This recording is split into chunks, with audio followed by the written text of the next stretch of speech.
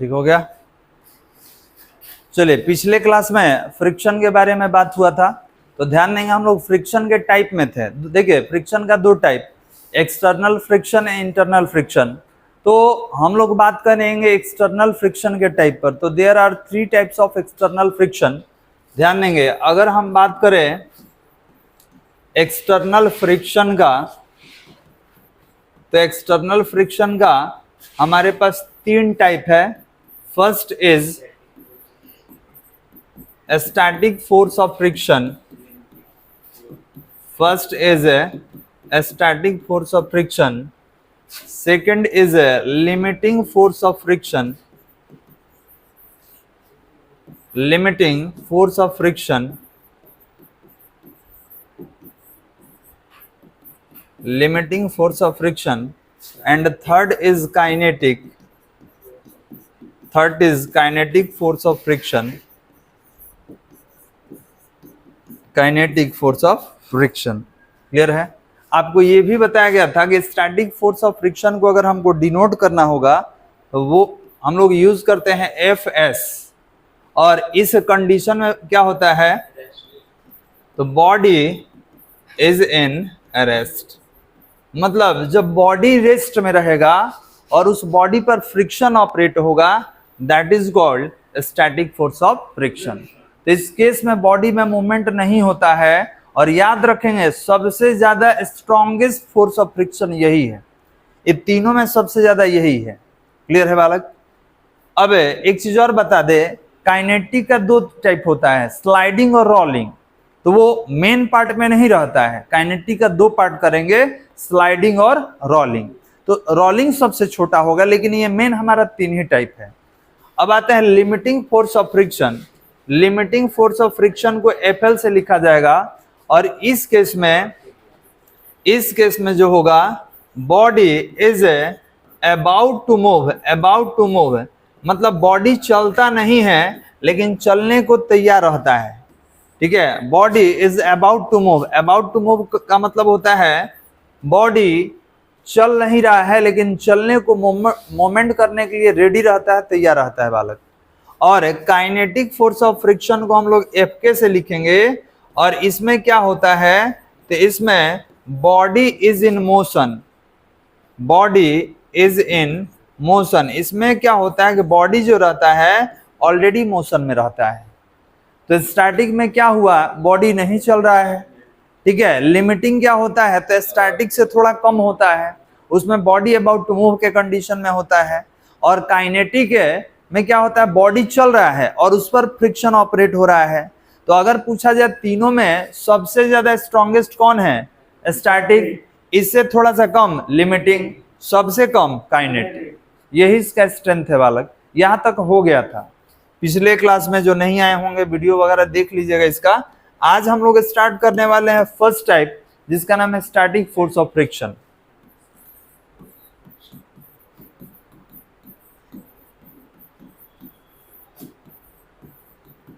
चलिए, static force of friction लिखकर dash देंगे, इसको डिफाइन करना है बालक। इसको डिफाइन करेंगे हम लोग, स्टैटिक फोर्स ऑफ फ्रिक्शन को डिफाइन करना है। बोला जाए बालक, लिखेंगे it is the force of friction, it is the force of friction, it is the force of friction acting on a body, it is the force of friction acting on the body, it is the force of friction acting on the body which is in rest, it is the force of friction acting on the body, it is the force of friction acting on the body which is in rest, which is in rest. It is denoted by Fs. It is denoted by Fs. It is denoted by Fs. ये कैसा होता, कैसे लिखेंगे, Fs से। कोई दिक्कत बालक? अब इसका डायग्राम थोड़ा सा देखिए।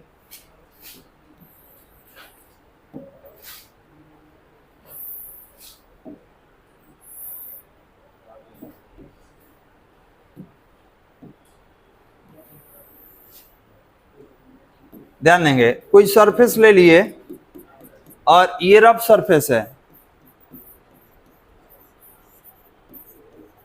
रफ सरफेस है, और इस सरफेस पर कोई ब्लॉक रख दिया गया जिसका मास m है, इसको हम हटा दे रहे हैं, इसका मास m है बालक। तो अब ये बताइए कि आप इस पे फोर्स लगा रहे हैं F, ठीक है, तो जब आप आगे खींचिएगा तो इसके पीछे फ्रिक्शनल फोर्स ऑपरेट होगा जिसका नाम क्या है, Fs। अब आपसे अगर पूछा जाए कि ये F कौन है, तो आप बोलेंगे कि सर अप्लाइड फोर्स, ये बाहर से फोर्स लगाया गया इसको मूवमेंट में लाने के लिए, और ये Fs क्या है, तो इसको बोलेंगे स्टैटिक फोर्स ऑफ फ्रिक्शन, ये Fs है आपका। तो अब बताइए कि बॉडी पे दो फोर्स लग रहा है फिर भी मूवमेंट में नहीं है, इसका मतलब कि दोनों फोर्स आपस में क्या है, इक्वल है बालक, इक्वल है और अपोजिट है।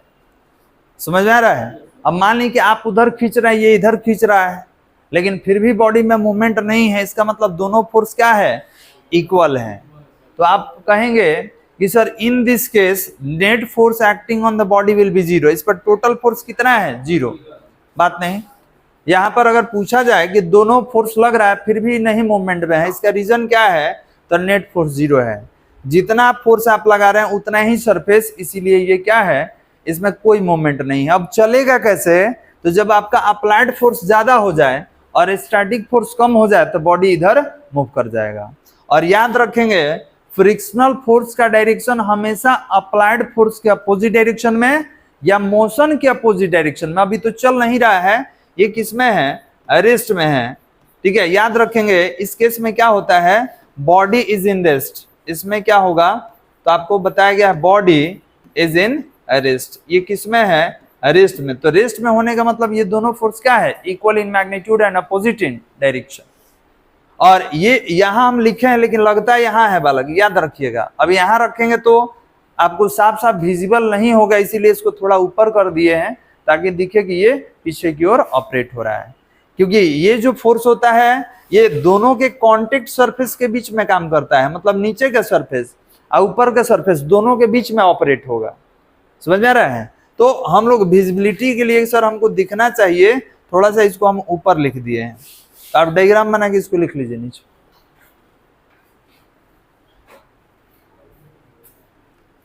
डायग्राम बना के लिखेंगे।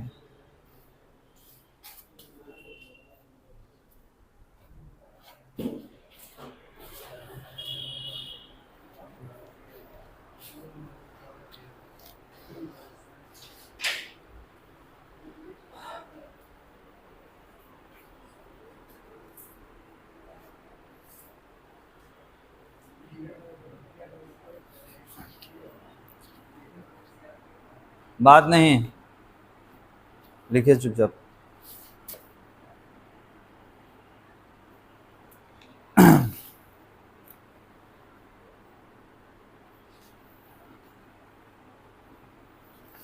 अब इसके बारे में थोड़ा सा लैंग्वेज लिखना होगा, प्रॉपर्टीज लिखना होगा। तो सब में जब डिफाइन करेंगे तो सब में कुछ ना कुछ प्रॉपर्टी लिखेंगे हम लोग।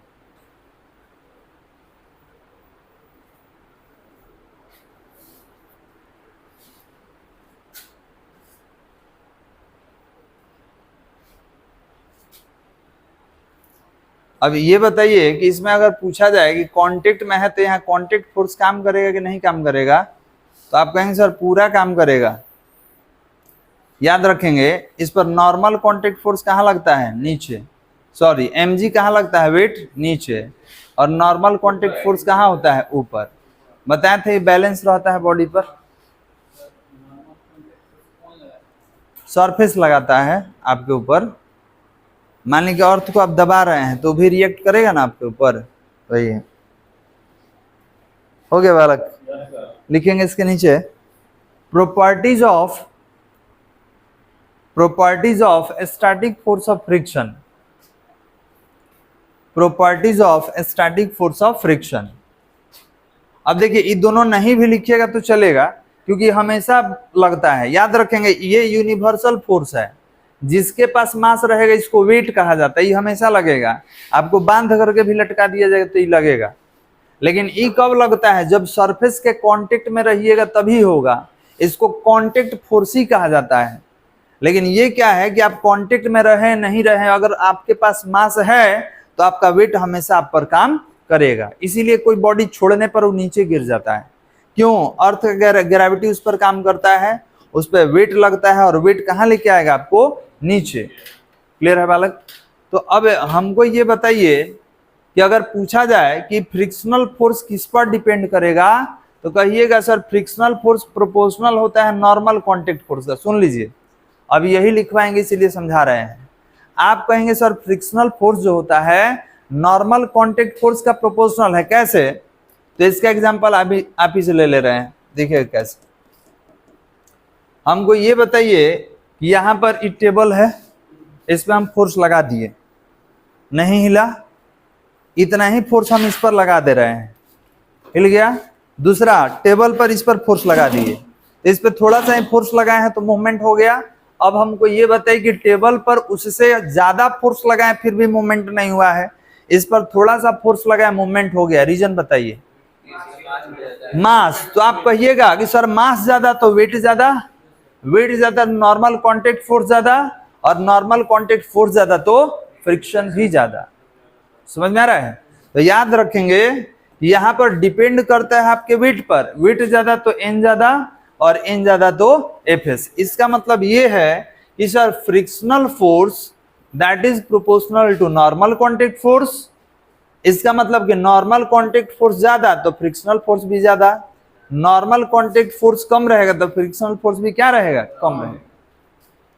यही प्रॉपर्टीज में लिखना है। तो हम लोग स्टार्ट करेंगे एक नंबर प्रॉपर्टी से। एक नंबर में लिखा जाए the value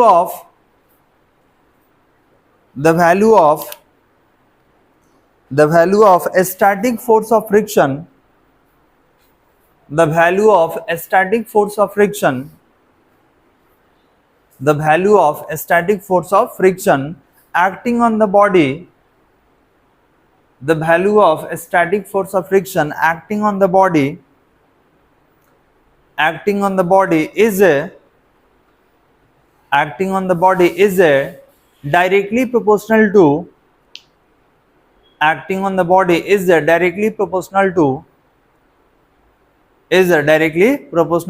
normal contact force, is directly proportional to normal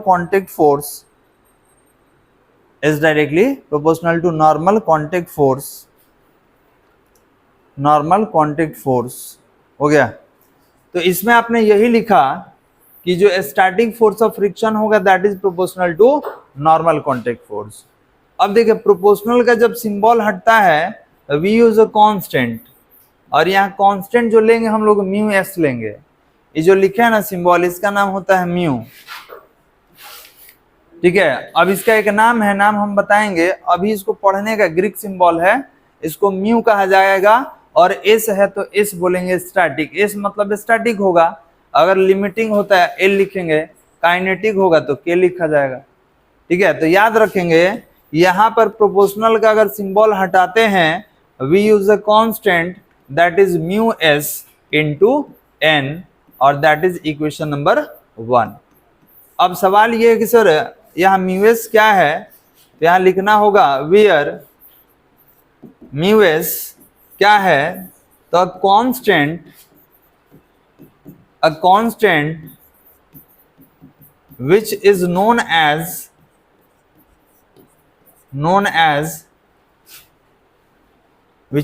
as coefficient of friction। और ध्यान देंगे ई एस लगा हुआ है तो coefficient of static force of friction कहेंगे। इसका नाम कोफिशिएंट ऑफ फ्रिक्शन है, लेकिन जब आप एस लिख दिए तो कहेंगे coefficient of static force of friction. अब सवाल ये है कि सर ये क्या बताएगा, इससे क्या मालूम चलेगा, तो सरफेस का नेचर बताता है। जैसे मान ली कि आपके सामने एक दीवार ये है सामने वाला, ठीक है, एक ये फर्श है, एक बोर्ड है, और पूछेंगे कि बताइए ये दीवार जो है ये बोर्ड से कितना ज्यादा रफ है, कितना ज्यादा है, तो आप कहिएगा ज्यादा है कम है, यही ना बोलिएगा। तो आप क्वालिटी के आधार पर उसको डिसइंटीग्रेट कीजिएगा, लेकिन हम अमाउंट पूछ रहे हैं कितना गुना, 2 गुना, 3 गुना, 4 गुना, तो आप बोलेंगे सर ये कैसे बता सकते हैं बिना मेजरमेंट का। ठीक है, बिना मेजरमेंट का हम कैसे बता सकते हैं किसका रफनेस कितना है। तो याद रखेंगे किसी भी सरफेस का रफनेस है मैग्नीट्यूड के टर्म में समझने के लिए हम लोग एक कांस्टेंट बनाए हैं जिसका नाम है कोफिशिएंट ऑफ फ्रिक्शन। ये बताता है सरफेस का रफनेस की रफनेस कितना है। अब ज्यादा कम नहीं बताएगा, मैग्नीट्यूड के टर्म में बताएगा। जैसे हम यहाँ लिख दिए कि mu equal to 1.6, mu equal to 0.2, mu equal to 1.3, तो आप कहिएगा सर ये ज्यादा है तो ये ज्यादा रफ होगा, इससे कम है तो ये थोड़ा कम रफ होगा, ये सबसे कम रफ है। अब पूछ देंगे कितना, तो माइनस करके बता सकते हैं ना जी। हम पूछेंगे कि ये कम रफ है ज्यादा, तो रफनेस कितना कम है, तो माइनस करके बता दीजिएगा। समझ में आ रहा है? कहिएगा सर 1.4 टाइम्स कम रफ है। लेकिन अगर ये नहीं बताएं, ये आपका डाटा हम हाइड कर दे, कहेंगे कि ये बोर्ड और ये बोर्ड में कौन स्मूथ है, तो आप कहिएगा सर ये ज्यादा स्मूथ है। हम पूछेंगे कितना स्मूथ है, तो आप नहीं बता पाएंगे। रीजन क्या है कि humans only measured the value on the basis of their properties, on the basis of their quality, does not quantity. ठीक है, human being only compared the physical quantity on the basis of their sense organ. We can't measure accurate value of length, mass and time, etc etc. आप किसी भी measurement को accurate नहीं major कर सकते अपने सेंस ऑर्गन से, उसके लिए डिवाइस चाहिए, उसके लिए मेजरिंग टूल्स होना चाहिए।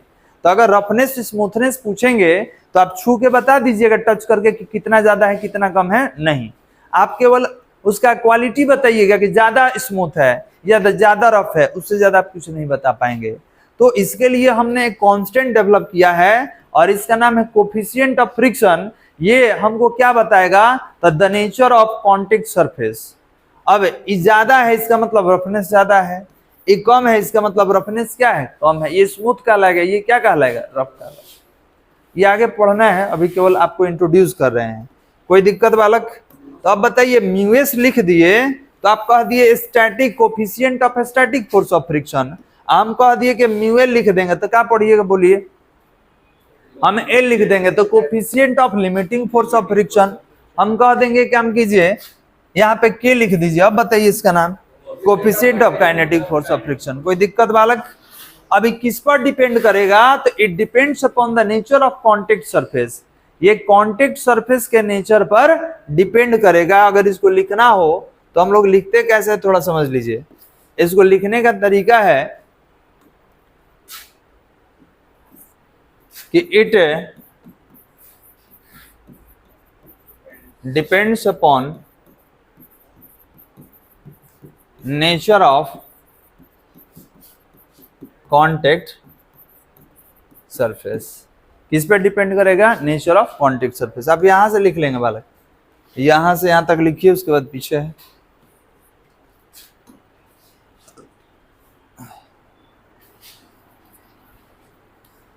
तो ये हम लोग 1 नंबर प्रॉपर्टी में पढ़ रहे हैं, याद रखिएगा। ये प्रॉपर्टी नंबर 1 है।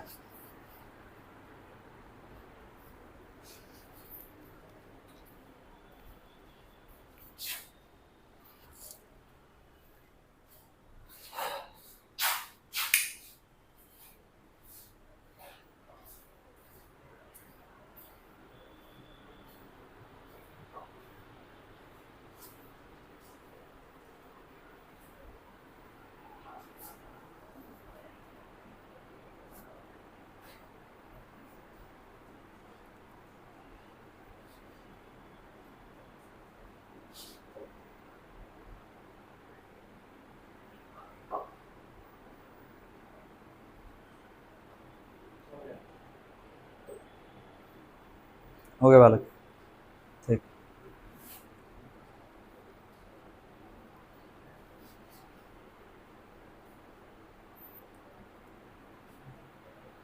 इसको भी लिख लीजिएगा।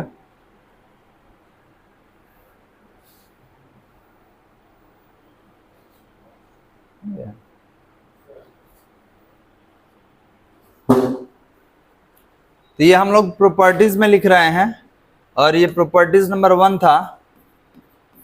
अगला जो लिखेंगे प्रॉपर्टीज नंबर 2 हो जाएगा।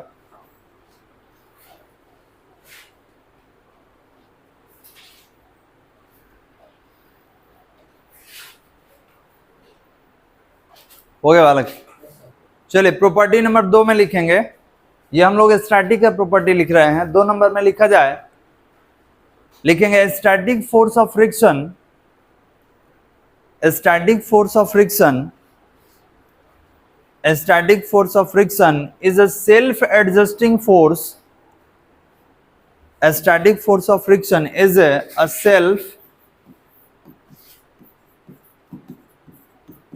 self adjusting force. A static force of friction is a self adjusting force which is acting up to limit, which is acting up to limit, मतलब एक हद तक ही काम करता है। ये सेल्फ एडजस्टिंग है। सेल्फ एडजस्टिंग मतलब सरफेस के अकॉर्डिंग अपने आप को बदल लेने वाला। याद रखेंगे, सेल्फ एडजस्टिंग का मतलब होता है कि सरफेस के नेचर के हिसाब से अपने आप को चेंज कर लेना। तो याद रखेंगे सेल्फ एडजस्टिंग फोर्स होता है। ये 2 नंबर पॉइंट में था। पॉइंट नंबर 3 में लिखेंगे static force of friction, a static force of friction is always a static force of friction is always applied, a static force of friction is always applied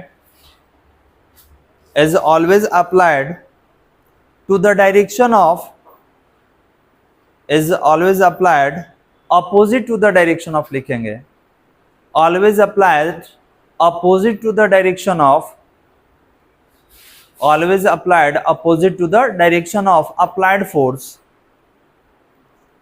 opposite to the direction of applied force। अब diagram में देखिए, आपसे पूछा जाएगा बताइए कहाँ लग रहा है जी, तो आप कहिएगा कि सर अप्लाइड फोर्स के अपोजिट डायरेक्शन में। और ये पॉइंट सब में कॉमन होगा, जितना भी लिखेंगे सब में यही लिखेंगे कि मोशन के अपोजिट में या अप्लाइड फोर्स के अपोजिट में। लेकिन ये हमेशा, इसीलिए ये हमेशा रिलेटिव वेलोसिटी को डिक्रीज करता है। इसको नेगेटिव वेलोसिटी भी कहा जाता है। अगर कोई पूछ दे आपसे कि नेगेटिव वेलोसिटी क्या है, तो इसी को नेगेटिव वेलोसिटी कहा जाता है। ये डिक्रीज कर देता है वेलोसिटी को ही बालक। चलिए तो 3 पॉइंट हो गया ना बालक। अब यहां से दूसरे टाइप में आएंगे। कौन था हमारा दूसरा टाइप, याद है? ये था आपका लिमिटिंग। तो सवाल ये है कि सर बॉडी नहीं चल रहा था, अब चलने वाला है, चलने को तैयार है, इसका मतलब बताइए। तो याद रखेंगे the maximum value of a static force of friction is called limiting force of friction. समझिए बालक, the maximum value of a static force of friction is called limiting force of friction. जैसे मान लिए कि टेबल है, force लगा रहे हैं, नहीं हिल रहा है, हम क्या किए, फोर्स का मैग्नीट्यूड अपना स्ट्रेंथ बढ़ा दिए। तो स्ट्रेंथ बढ़ा दिए तो लग रहा है कि अब धीरे धीरे हिल रहा है।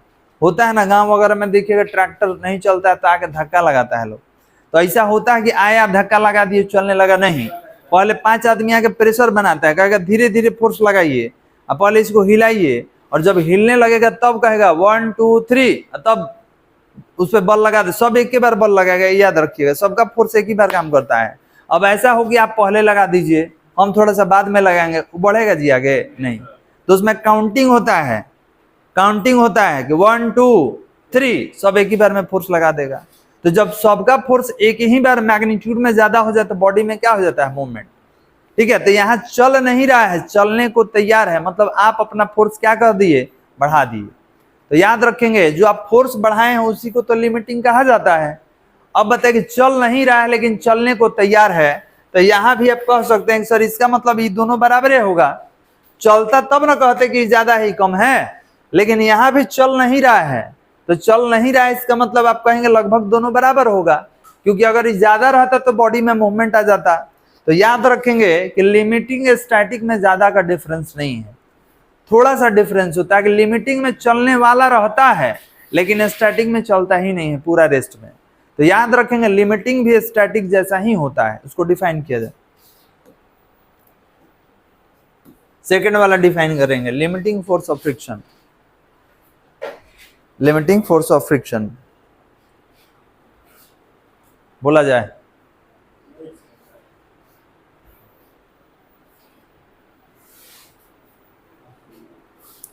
लिखेंगे the maximum value of static force of friction, the maximum value of static force of friction, the maximum value of static force of friction is called, the maximum value of static force of friction is called limiting force of friction.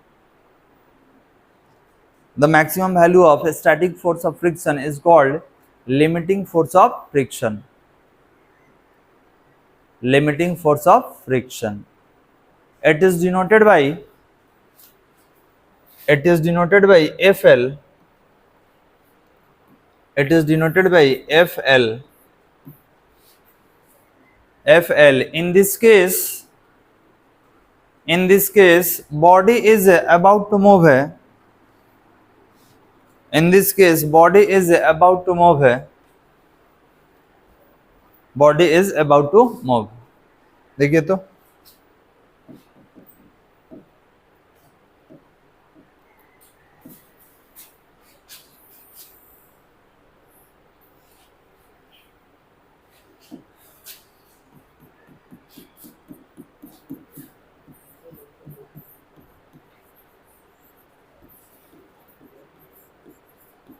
Surface कैसा है, rough.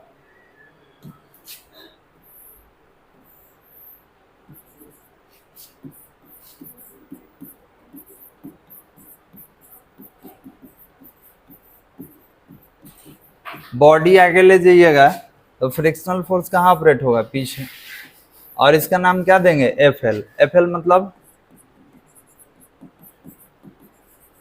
Limiting force of friction. समझ में आ रहा है वाला, limiting force of friction, limiting force of friction. अब यहाँ पर इसको हम लोग एफएल से लिखे हैं, एफएल से. और बॉडी क्या है, यहाँ लिखेंगे body is about to move. Body about to move के कंडीशन में है, तो इसका मतलब भी क्या है कि F L equal to F है ना जी. ज्यादा रहता तब तो चल जाता, तो इसका मतलब लगभग दोनों क्या है, बराबर, तभी तो बॉडी नहीं चल रहा है. डायग्राम बना के लिख लीजिए, डायग्राम बना के लिख लेंगे. और यहाँ पर एफ क्या है, applied force on the body. Body is about to move के कंडीशन में.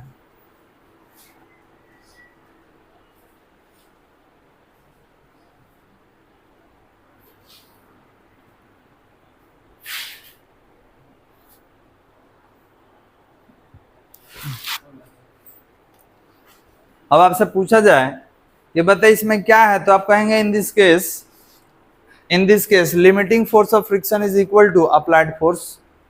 होगा ना बालक.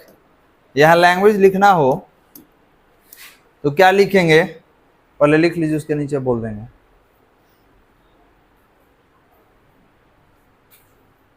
डायग्राम बन गया, नीचे लिख लिए उसको, लिखिए तो इसके नीचे. In this case we can say that, in this case we can say that limiting force of friction, in this case we can say that limiting force of friction is equal to, limiting force of friction is equal to applied force on the body, is equal to applied force on the body, is equal to applied force on the body. अब इसका भी properties लिखना है, paragraph change करके लिखेंगे properties of limiting force of friction.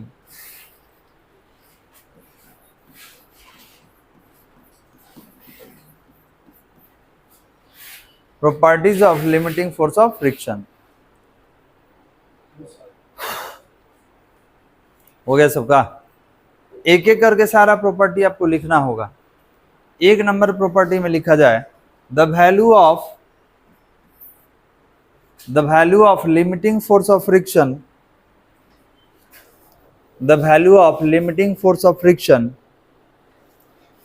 the value of limiting force of friction acting on the body, the value of limiting force of friction acting on the body is directly proportional to normal contact force,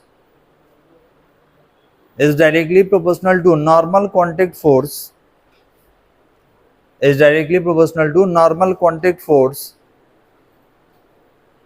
हो गया। तो यहां भी वही कह रहा है कि आपका जो लिमिटिंग फोर्स होगा ये प्रोपोर्शनल होगा नॉर्मल कांटेक्ट फोर्स का। अब जब ये प्रोपोर्शनल का सिंबल हटाइएगा तो एक कांस्टेंट डेवलप होगा जिसका नाम होगा म्यू एल, और ये क्या हो जाएगा एन। पीछे वाले के इक्वेशन दिए थे 1, देख लीजिए तो, हाँ दिए थे इसको, इसका नाम दे देंगे इक्वेशन 2, और यहां लिखेंगे वेयर म्यू एल क्या है, अ कांस्टेंट लिखिए इसको, which is known as constant, which is known as coefficient of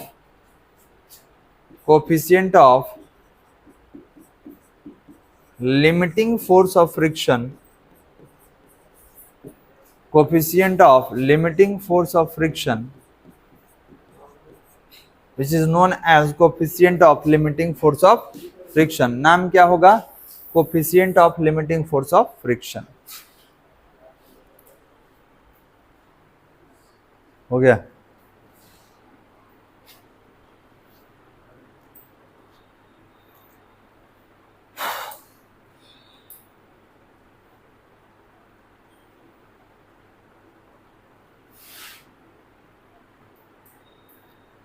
बोला जाए बालक, लिखेंगे इसके नीचे, उसी में लिखिएगा, it depends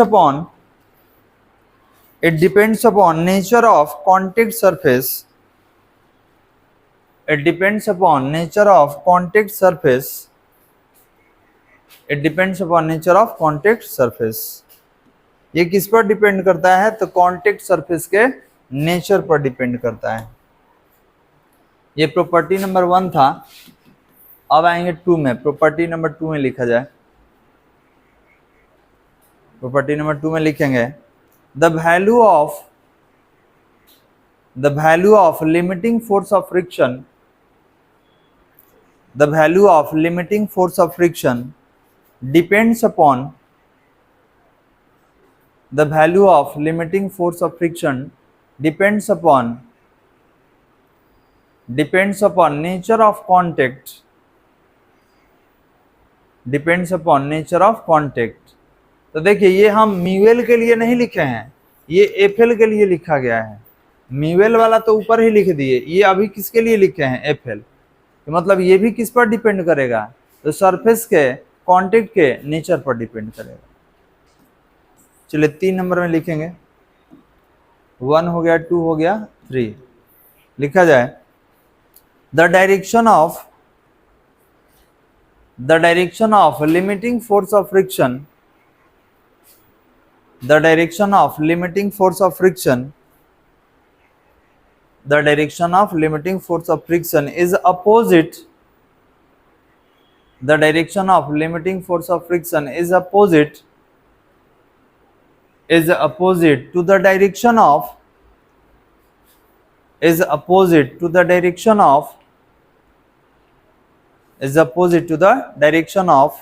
applied force, to the direction of applied force। तो अब बताइए इसमें भी आपका डायरेक्शन क्या है, तो अप्लाइड फोर्स के अपोजिट डायरेक्शन में। तो ये कॉमन होगा सब में, याद रखिएगा फ्रिक्शन फोर्स हमेशा अपोजिट में ही लगता है। चलिए तो ये हमारा दूसरा कंप्लीट हो गया। अब कौन बच गया जी, तीसरा काइनेटिक, दिया जाए heading. Kinetic force of friction, तीसरा वाला डिफाइन करने वाले हैं, kinetic force of friction. Kinetic force of friction,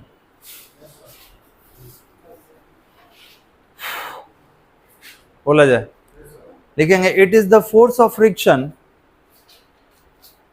it is the force of friction, it is the force of friction acting on the body, it is the force of friction acting on the body,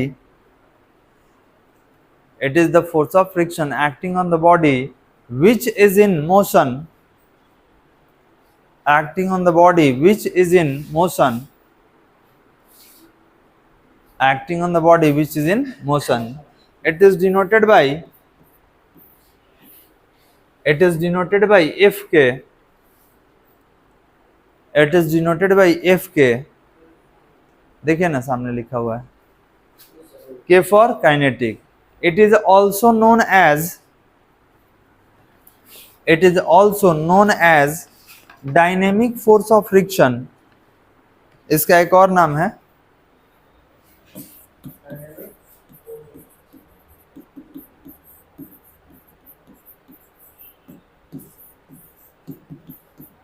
it is also known as dynamic force of friction. It is also known as dynamic force of friction. कोई दिक्कत वाला? इसको dynamic भी कहा जाता है। Dynamic मतलब क्या होता है? जो मूवमेंट में होता है। तो याद रखेंगे कि इस केस में क्या होगा, बॉडी मूवमेंट में होता है, ठीक है। इसमें क्या होगा, बॉडी मूवमेंट। आप लिखे हैं कि ये कहाँ काम करेगा, जब बॉडी मोशन में हो। अब इसके लिए डायग्राम बना लीजिए, था ना जी। तो अब क्या करेंगे, body is in motion,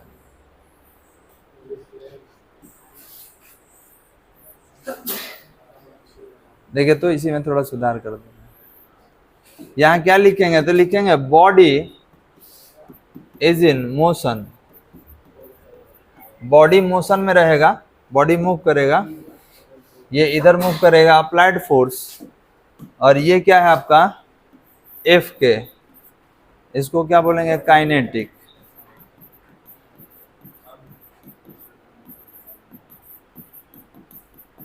kinetic force of friction.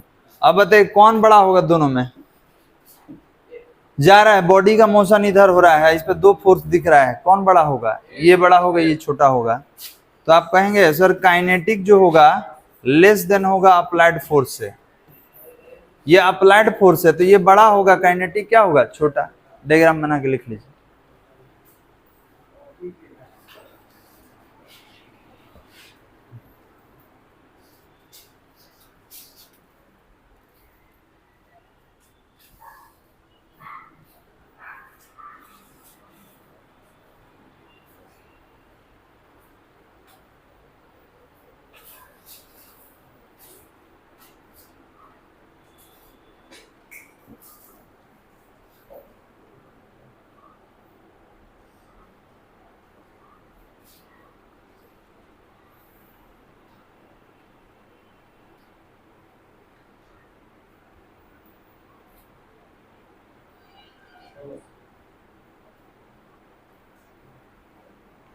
बोला जाए, लिखेंगे इन this case applied force is greater than, in this case applied force is greater than kinetic force of friction, applied force is greater than kinetic force of friction। हो गया। ये ज्यादा होता है आपका फ्रिक्शनल फोर्स, क्या होता है, कम होता है, तब बॉडी क्या कर जाएगा, मूव कर जाएगा। अब इसका भी प्रॉपर्टीज लेंगे वाला, इसका भी 3 प्रॉपर्टीज लिखना है। पैराग्राफ चेंज करके लिखेंगे properties of kinetic force of friction, properties of kinetic force of friction, properties of kinetic force of friction.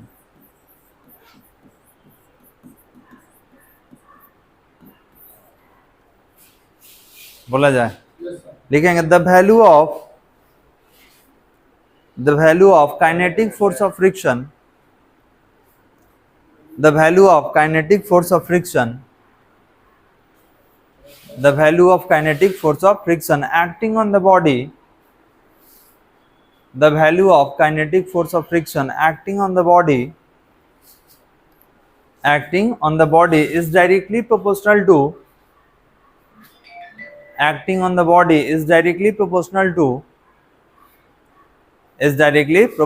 normal contact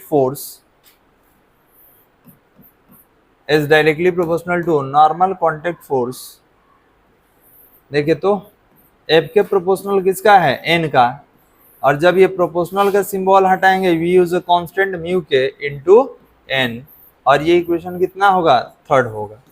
सब में यही ना है जी, S है तो S, L है तो L, और K है तो K। अब इसके नीचे लिखना होगा वेयर म्यू के इक्वल टू अ कांस्टेंट, लिखिए इसको, a constant which is known as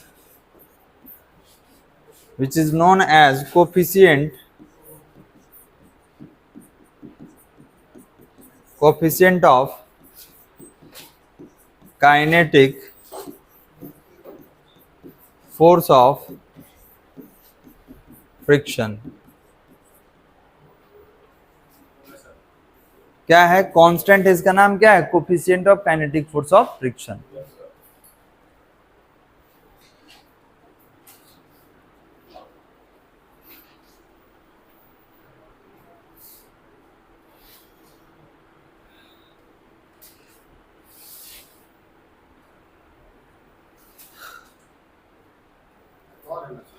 दो और इसका 3 प्रॉपर्टी होगा, सब मैंने 3 लिखे हैं, देखिए तो, और 2 है इसका, लिखेंगे प्रॉपर्टी। इसमें और आगे बढ़ा लीजिएगा, लिख लेंगे it depends upon nature of contact surface, it depends upon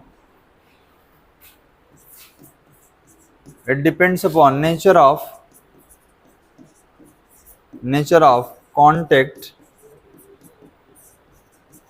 surface,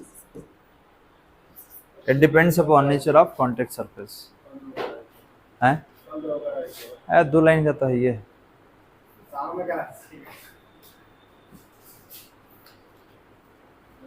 okay बालक, चलिए properties number 2,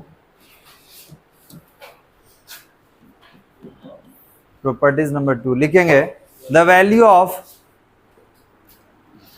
of kinetic force of friction, the value of kinetic force of friction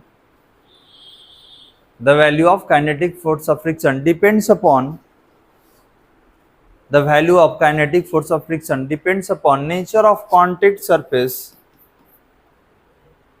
the value of kinetic force of friction depends upon nature of contact surface. तो इसके बारे में बता रहे हैं, इसके पहले वाले में हम लोग म्यू के लिए लिखे थे, ठीक है, तो ये किस पर डिपेंड करेगा, तो सरफेस के नेचर पर। एक और, the direction of kinetic force of friction, the direction of kinetic force of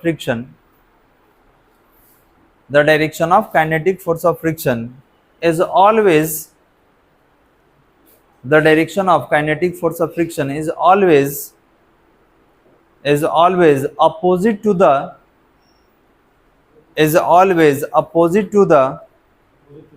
direction of motion of the body,